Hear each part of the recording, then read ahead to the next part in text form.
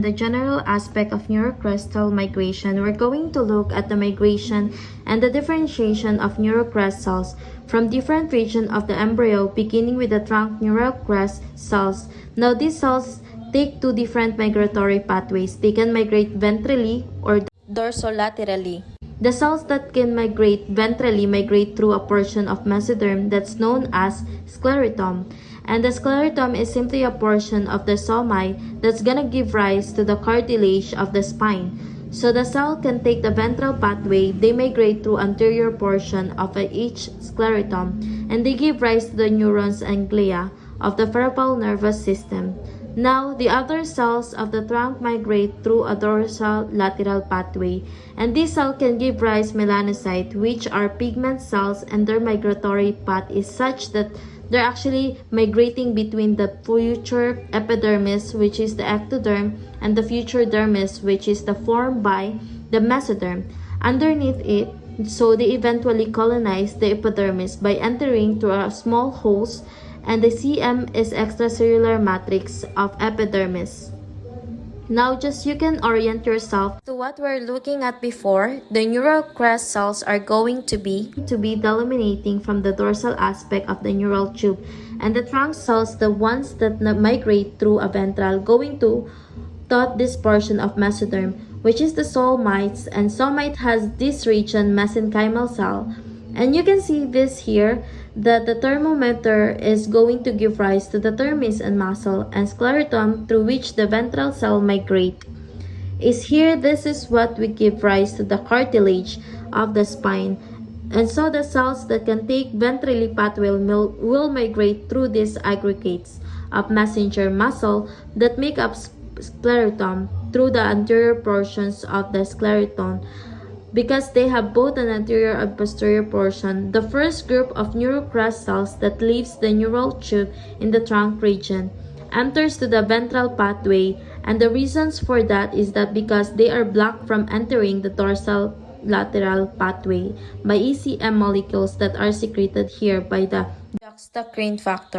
So these factors keep these early cells from entering the dorsal pathway, enter the ventral pathway instead. In addition, that cells initially are able to pass through this region that's located between the somites, the space that you see here, but eventually that space also becomes populated with extracellular matrix molecules and factors that prevents the cells from entering the space. And so eventually the ventral and the ventrally migrating cells can only pass through the anterior portions of each sclerotum. So these factors that prevent neural crest cells of the ventral pathway from entering into the dorsal lateral pathway, and that prevent them eventually from migrating between the somites, include molecules of the CEM, secreted protein, and juxtapoint factors. Now, as I just mentioned, these cells that then take ventral pathway migrate only to the anterior posterior portion of somite, specifically through anterior portion of the scleroton of somite, but they cannot migrate through the posterior portion, so they get stuck. The reason for this is because in the posterior portion of the somite, there are molecules that are prevent of migration these cells. So this juxtacrine factors, secreted factors like factors in mafrin 3F, that prevent cells from entering the posterior region of each somite. At the same time, in the anterior portion of the somite, you have extracellular matrix molecules that promote the migration of these ventrally migrating trunk neural crest cells. If you were labeled the juxta factor ring, we would see that this expression, which is in posterior portion of each sclerotum or each somite, does not correspond to the neurocrest cells. And the pattern of neurocrest cells is important because it is needed to preserve the patterning of the nervous system. Remember that these neurocrest cells that enter into a ventral pathway, of them give rise to the dorsal root ganglia, which are sensory ganglia that bring sensory information into the spinal cord. In mice, it has been shown that knocking out genes like semifrin 3F and ephrine disrupt the patterning of dorsal root ganglia, which are sensory neurons, And you can see that in the wild type from some afferent, the neurocrest cells which are shown in the purple enter throughout the anterior portions of the somite but not the posterior portion. But when semafrin 3F is knocked out, it's shown here in panels G and F, you can see that the neurocrestal cells enter both through anterior and posterior compartment of the somite, disrupt the dorsal root ganglia patterning as you can see. We saw that the cells of these trunk neural crest cells that take the dorsal lateral pathway give rise to melanocyte, whereas those that go through the ventral pathway and migrate through sclerotum, most of this become neurons anglia. With some expectation, the types of cell that these ventral migrating cells become depends on the factors that they encounter in their migration, but also on the receptors they express on their cell membranes. And this is a different representation of this pathway, which shows the dorsally migrating neural crest cells that you can see become the pigment cells of the skin. They migrate between the future epidermis, which is shown in the blue, and the dermis, which is shown in the clearly in this figure. Now, the neurocrestal that take the ventral path were going to migrate through the sclerotum, and those that remain at the region of the sclerotum will give rise to the dorsal group ganglia. In this image, the left-hand side show the embryo less developed and the right-hand side show it more developed. So that the cell that remain here, the dorsal ganglia region, give rise to the neurons anglia, dorsal root ganglia, which are sensory neurons of the peripheral nervous system that will connect to the spinal cord. The cells that continue to migrate more ventrally are going to migrate to the levels of aorta, and they give rise to sympathetic ganglia, so these are ganglia of the fight or flight response. And those that continue in their migration even further are going to become the cells of the adrenal medulla. So this is the developing adrenal medulla, and this is developed adrenal medulla that you see here. At the vagal, at the sacral levels, the cells that migrate ventrally become the parasympathetic ganglia, or enteric neurons of the gut. For those cells that remain at the dorsal root, they give rise to the sensory nerves that are going to bring sensory information to the spinal cord. But cells that undertake the ventral pathway of migration have the capacity to differentiate into different nervous system cells depending on the factors they encounter and the receptor that they express on their cell's membranes. So these cells that express the receptor for the factors with the neutrophil, which are secreted from the dorsal aspect of the neural tube during the development, will remain at the region of the dorsal root ganglia and give rise to the neurons. And the ganglia of the dorsal group, the decision to either become a neuron or ganglia is based on the juxtacrine signaling, so that those cells that express more delta become neurons and those that express more notch become glia. Cells do not express receptors with neutrophil, continue to migrate ventrally and contribute to both sympathetic ganglia and those cells of adrenal medulla.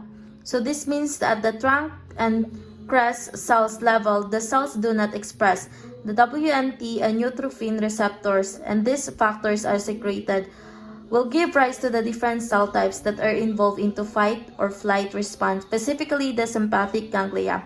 And the endocrine cells of the adrenal medulla, these different cell types secrete epinephrine, also norepinephrine, which are enveloped in fight or flight response. Another group of neurocrest cells that migrate ventrally and do not express receptors for wind and neutrophil, and the vagal and sacral neurocrest, which become in the part of enteric neuro to the gut. So these the neurons that will populate the gut are important for peristaltic movement. The fate of the vagal and the trunk from the neural crest cells has been shown to be labeled, so these cells are not committed at the time for their migration. Were to exchange vagal crest with trunk crest, would see in the reversal in cell phase, so that some vagal would require the trunk phenotypes, and vice versa. So that tells you that the differentiation potential of this is highly dependent on the factors that they encounter along their migration and their location of their final differentiation.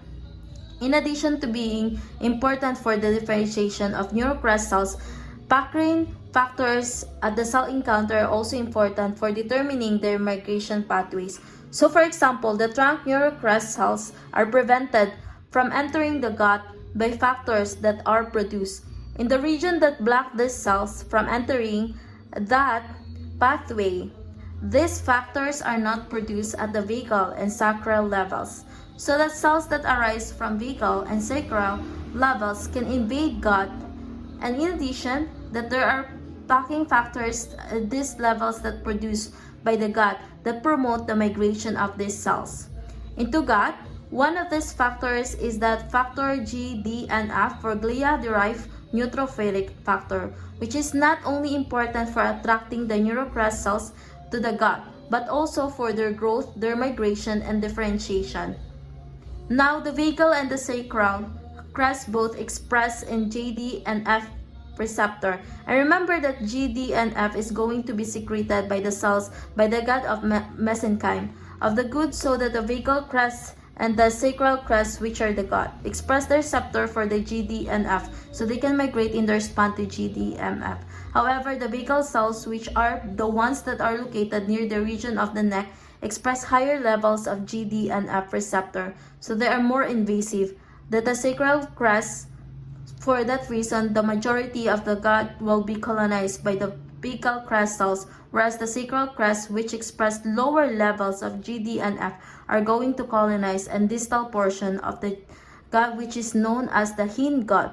Now, make a column result from the defects the migration, either the vagal or the sacral neurocrest into a gut, so that there lack of neurons, enteric neurons in the distal portion of the gut, because the distal portions of the gut is the last portion to be populated. Now, although the sacral crests contribute to the hindgut, the defects that are seen that they result in the megacolon typically result from the lack of the cells that comes from the vagal crest. This is because these cells that come from the vagal crest, they are also going to contributing to the hindgut, but they have to migrate a longer distance. So if these cells are not able to migrate, aren't enough neurons in this region to produce the appropriate parallelistic movement. Experiments in mice have shown that lower levels of expression of this GDNF receptor, which is known as the RET in combinations with mutations in other genes that are important for the survival, proliferations, migrations, and differentiation of the enteric neurons leads to megacolon, which is basically the expansion of the distal part of the colon, that result from the lack of parallelistic movement and the accumulations of feces in the locations. Now that we've discussed the factors that are important for the pacification of the cells that take the ventral pathway, let's look at the factors that are important for the pacification of the trunk cells that take the dorsal lateral pathway and give rise to the pigment cells. In vertebrates, all the pigment cells, except for the cells retinal pigment, epithelial of the eye, are derived from the neural crest cells, and recall this are the cells that take the dorsal lateral pathway, migrating right underneath the epidermis and above the dermis. Now it is turned that the cues that prevent the ventrally migrating cells from entering and posterior somite. So the cue and exhibit the migrations of these cells, which is one of them is FN. Actually promotes the migrations of the dorsal lateral migrating neural crest cells along the dermis, so right underneath the epidermis. So in case of these dorsal lateral migrating neural crest cells, the efferent promote rather than inhibit their migration.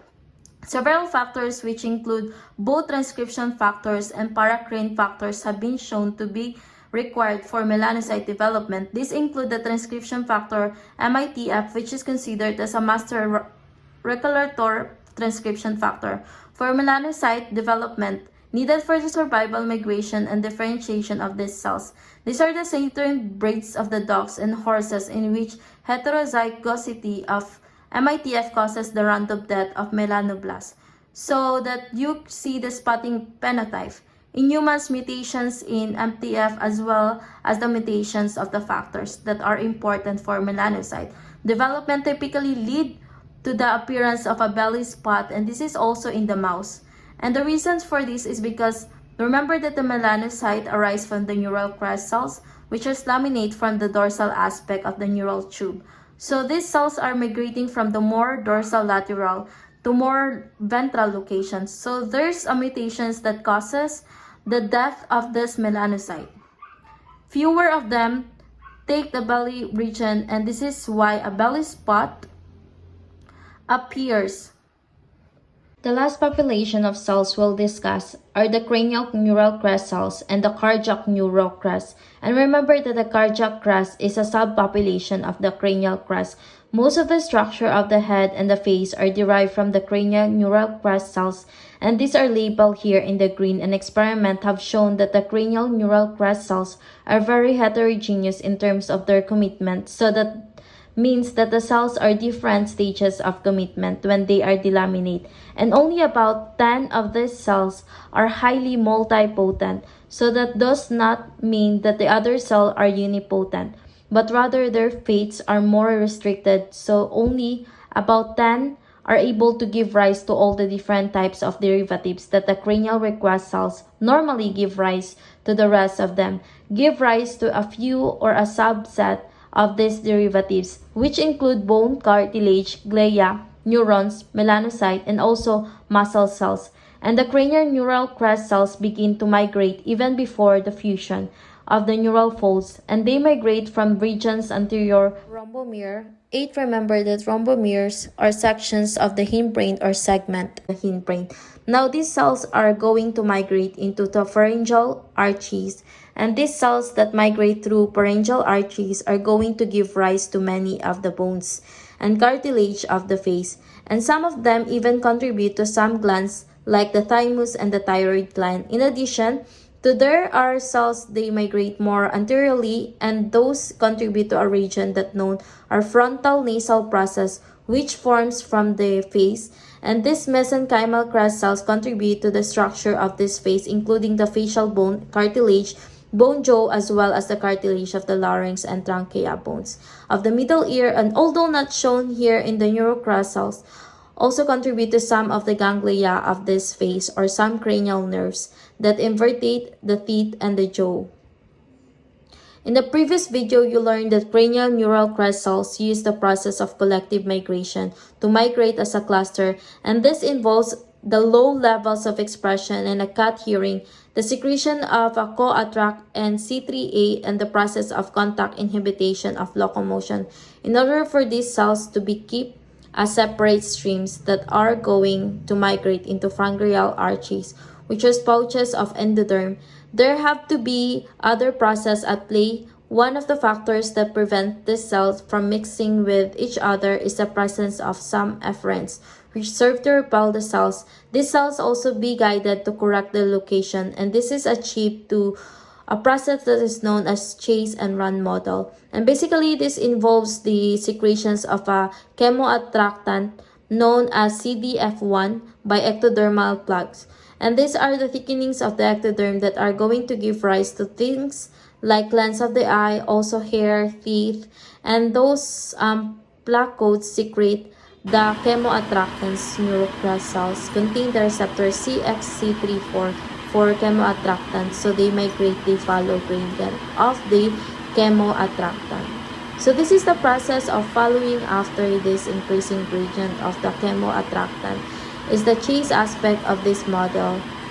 Once the neural crest make contact with ectodermal blood cells, the process of the contact inhibitions of the locomotion will cause the plaque cells to move away from the neural crest cells, and this is the run, but these cells continue to secrete the chemoattractants, so they will continue to chase after them and thus able to move to correct their locations. The neural crest not only contribute to the bones of the face but also to the bones of the skull, particularly the more anterior located bones, with the exception of the interparietal bone, which is more posterior, but in general this is a varies from species to species. The more anterior bones of the skull provided or come from the repressed, whereas the most posterior bones comes from the proximal mesoderm. Perhaps one of the most important functions of the neural crest is its role in regulating the growth of the brain, particularly the growth of the forebrain. In the chick embryo, it's been shown that the anterior portion of the brain, particularly the telecephalon, does not form properly, and this is the process can be rescued by adding beads that secrete FGF8 at the region of the anterior neural core. Now, the neurocrest cells actually don't secrete FGF8, so their role is indirectly secrete inhibitors of BMPs, and that allows the neural range or the anterior neural cord to secrete FGF8s, which are needed to grow. This explains some of the neurocrest defects that are caused by tetratogens that affect not only the facial structure but also connective process.